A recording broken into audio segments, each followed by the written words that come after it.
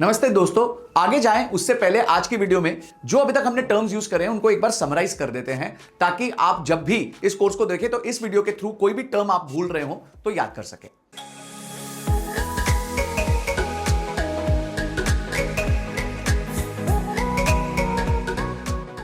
सबसे पहला आता है कॉल ऑप्शन। कॉल ऑप्शन जो है आपको कोई भी अंडरलाइन को खरीदने का अधिकार देता है एट अ सर्टेन प्राइस। उदाहरण के तौर पे अगर आप रिलायंस का 3000 का कॉल ऑप्शन लेते हैं तो अब आपके पास अधिकार है कि आप रिलायंस का शेयर 3000 पे खरीद सकते हैं। सिमिलरली एक होता है पुट ऑप्शन। पुट ऑप्शन आपको अधिकार देता है अंडरलाइन को सेल करने का। तो यही अगर रिलायंस का आप पुट ले लेते हो 3000 का, तो अब आप पुट 3000 पे बेच सकते हो, चाहे रिलायंस का प्राइस 2900 हो, 2800 हो, कुछ भी हो, आपके पास अधिकार है कि आप इसको अब 3000 में बेच सकते हो। तो ये हो गया कॉल और पुट। तीसरा हो गया प्रीमियम। प्रीमियम वो प्राइस होता है जो आप ऑप्शन के सेलर को देते हो ताकि वो ऑप्शन आप उससे खरीद सको। तो ये इस कॉन्ट्रैक्ट में घुसने की आपकी एक कॉस्ट है, इसको हम कहते हैं प्रीमियम।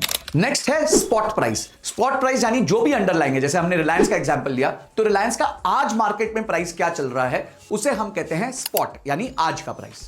दोस्तों, जैसे आप जाके एक शेयर खरीद सकते हैं रिलायंस का, 10 शेयर खरीद सकते हैं टीसीएस के, 50 शेयर खरीद सकते हैं एशियन पेंट्स के, पर जब आप ऑप्शंस में ट्रेड करते हैं तो आप एक शेयर नहीं खरीद सकते, आपको एक लॉट खरीदना होता है और वो हर शेयर का लॉट अलग साइज का होता है। फॉर एग्जांपल रिलायंस का एक लॉट 250 का है, टीसीएस का एक लॉट 175 का है, बैंक निफ्टी का एक लॉट 15 का है, निफ्टी का एक लॉट 50 का है। तो ऐसे हर पर्टिकुलर अंडरलाइन का लॉट साइज अलग होता है, वो आपका मिनिमम परचेज होता है। अगर आप रिलायंस पे जाएंगे तो अब आपको रिलायंस के मिनिमम 250 शेयर का प्रीमियम देना पड़ेगा जो एक लॉट फॉर्म करता है। अगर आपको 2 करने हैं तो अब आपको 500 शेयर करना पड़ेगा। आप ऐसे नहीं कर सकते कि आपको 250 किया तो 251 हो जाएगा, हर बार आपको लॉट्स के मल्टीपल में ही करना पड़ेगा। जब भी आप अपने ब्रोकर टर्मिनल पे जाएंगे और कोई भी ऑप्शंस का ऑर्डर प्लेस करेंगे, चाहे ऑप्शंस बाय करने का या सेल करने का, वहीं पे आपको लॉट साइज पता चल जाएगा। अगर आप रिलायंस डालेंगे तो सामने 250 आ जाएगा, टीसीएस डालेंगे तो सामने 175 आ जाएगा। तो ये हर कंपनी का अलग होगा, हर अंडरलाइन का अलग होगा। अगला आता है स्ट्राइक प्राइस। स्ट्राइक प्राइस मतलब जिस अंडरलाइन का जो प्राइस पे आप ऑप्शन खरीदते हो। फॉर एग्जांपल रिलायंस का ही लेते हैं कि रिलायंस का स्पॉट चल रहा है 3000, आपने स्ट्राइक लिया है 3100 का कॉल। जब आप कहते हो 3100 का कॉल, तब वो 3100 बन जाता है स्ट्राइक। ये भी जब आप अपने ब्रोकर टर्मिनल पे जाएंगे और आप सिलेक्ट करेंगे, पूरी एक चेन आएगी ऑप्शन की, आप अपना स्ट्राइक प्राइस खुद सिलेक्ट कर सकते हैं। जब आप ऑर्डर प्लेस करने जाएंगे तो वहां पे आपको सामने दिख जाएगा कि ये 3100 का स्ट्राइक है। स्ट्राइक का मतलब क्या होता है, एक एग्जांपल लेंगे। कॉल ऑप्शन में समझिए आपने 3100 के स्ट्राइक का रिलायंस लिया। अब अंडरलाइन का प्राइस कुछ भी हो, 3200 हो, 3300 हो, 3400 हो, आपको रिलायंस खरीदने का अधिकार 3100 पे ही है। तो यानी आपको जो ऊपर का प्राइस है उतने का फायदा होने वाला है। तो जो स्ट्राइक प्राइस है ये वो प्राइस है जिस पे आप उस अंडरलाइन को खरीद या बेच सकते हो। पुट के केस में आप अगर 3100 का पुट लेते हो तो आपको 3100 पे बेचने का अधिकार मिलता है। कॉल के केस में आपको 3100 पे खरीदने का अधिकार मिलता है। तो ये वो प्राइस है जिस पे आप अपना अधिकार जो है उसको एक्सरसाइज कर सकते हो, इसलिए इसे स्ट्राइक प्राइस भी कहते हैं और इसे एक्सरसाइज प्राइस भी कहते हैं। दोस्तों, अगला टर्म है ओपन इंटरेस्ट। ओपन इंटरेस्ट मतलब खुले सौदे। खुले सौदे का मतलब क्या हुआ कि एक व्यक्ति ने रिलायंस का एक लॉट बेचा और दूसरे व्यक्ति ने रिलायंस का एक लॉट खरीदा।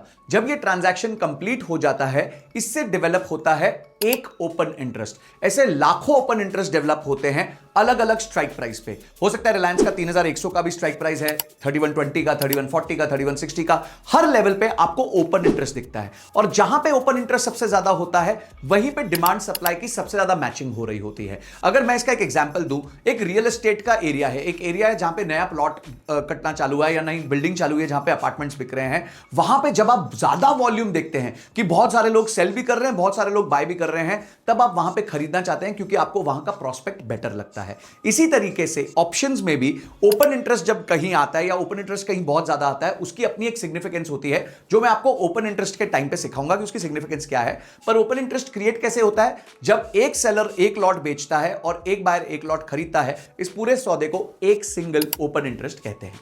तो अभी हमने ओपन इंटरेस्ट के बारे में समझा, बट एक और चीज ओपन इंटरेस्ट के साथ हमें समझनी जरूरी है, वो है वॉल्यूम।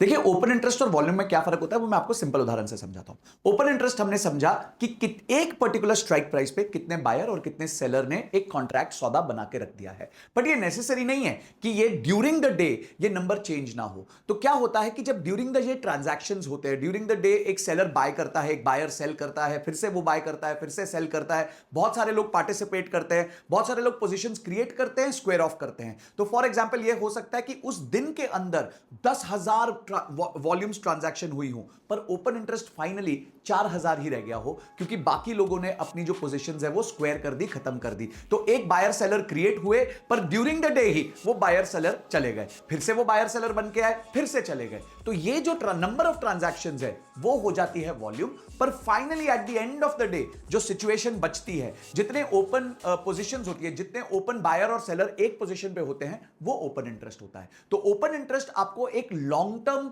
सिचुएशन बताता है एक स्ट्राइक प्राइस पे, वॉल्यूम उस दिन का बताता है कि भाई उस दिन में कितने लोग उस पर्टिकुलर पोजीशन को, उस पर्टिकुलर स्ट्राइक को खरीद बेच रहे हैं। तो ये फर्क होता है ओपन इंटरेस्ट और वॉल्यूम के बीच में। तो दोस्तों, आई होप इस वीडियो के माध्यम से आपको ये सारे टर्म्स क्लियरली पता चल गए हो। पूरे कोर्स के दौरान जब भी आपको लगे कि कोई टर्म आप कंफ्यूज कर रहे हो, क्योंकि बहुत टेक्निकल कोर्स है, तो आप वापस आके इस वीडियो को बार बार देख सकते हो, ताकि आपको क्लियरली पता चल जाए इन टर्म्स का मतलब क्या है और इन टर्म्स का डिस्क्रिप्शन क्या है। आगे इस कोर्स को देखते रहिए और सीखते रहिए कि ऑप्शंस में आप कैसे ट्रेड कर सकते हैं। Thank you so much. Investment in the securities market are subject to market risk. Read all the related documents carefully before investing.